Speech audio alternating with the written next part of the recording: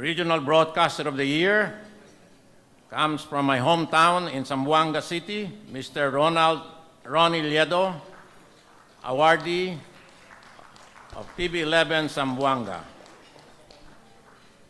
Ronnie did the Mama Pasano coverage and the Zamboanga Siege.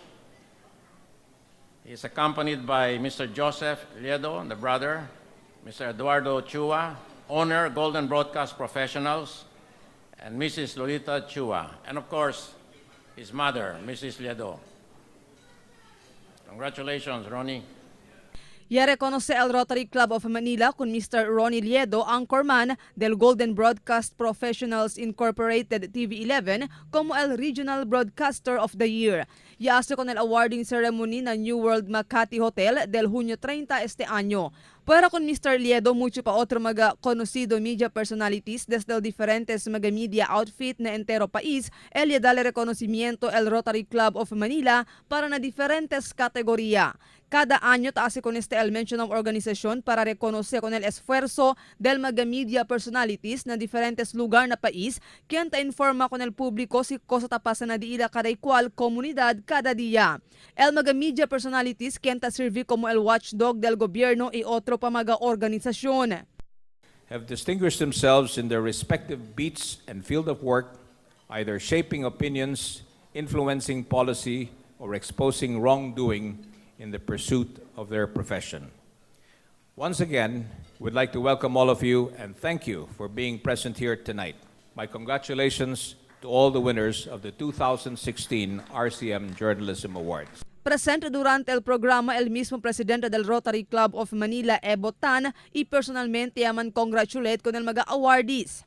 I'd like to again congratulate all of the awardees in tonight's Rotary Club of Manila Journalism Awards.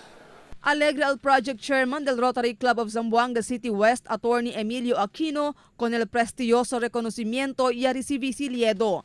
Según con Aquino, bien cualificado si Lledo para recibir con el mencionado award. Como un media personality, hindi lang según este profesyon para con Lledo, sino un passion. Of course, we are very proud, no, that Ronnie has been recognized as the Regional Broadcaster of the Year, no, especially so that the award comes from the Rotary Club of Manila.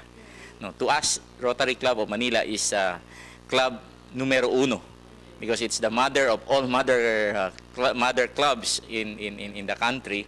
And it's really that prestigious, no? And I know been stringent naman sa sila in terms of kung ken sila ta eskuhi as winner, no?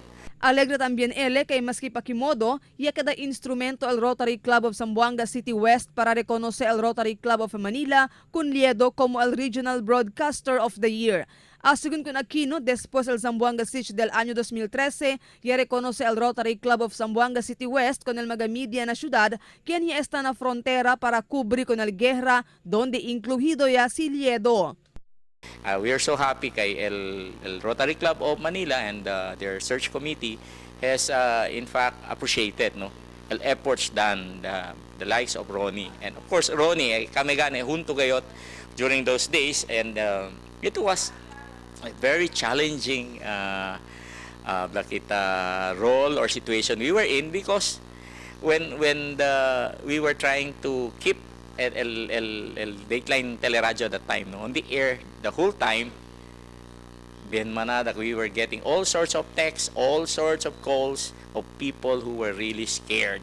I would believe si Ronnie made so much contribution because he spent longer time on the air, perde al boses.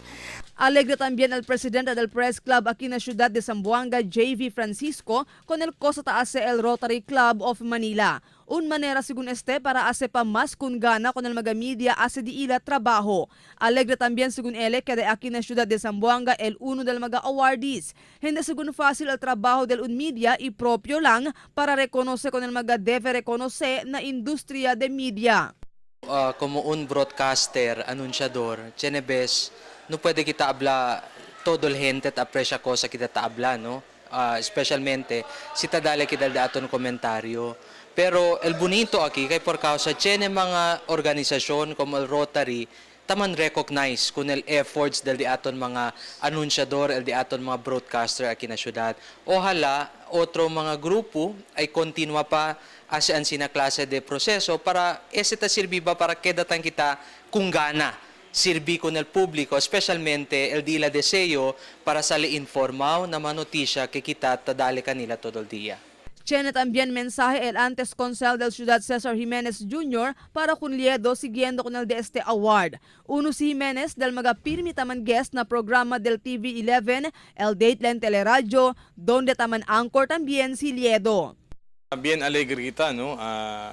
El recognition niya dali con el diaton. Pwede kita habla entero sambongueño, el diaton si Mr. Ronnie Lledo, el di su efforts, sakripisyo, tasele todo el aga, todo el día para dali ka nato la informasyon, dali di su komentaryo, tagiya tamen con el mga pueblo sambongueño, cosa sila imprenta kada dia. So, kung este recognition niya dali con ele, resa kita que kita pala mas inspired para hacer pa mas bueno el cosa letase. Marifita Mayo, Dateline Sambuanga.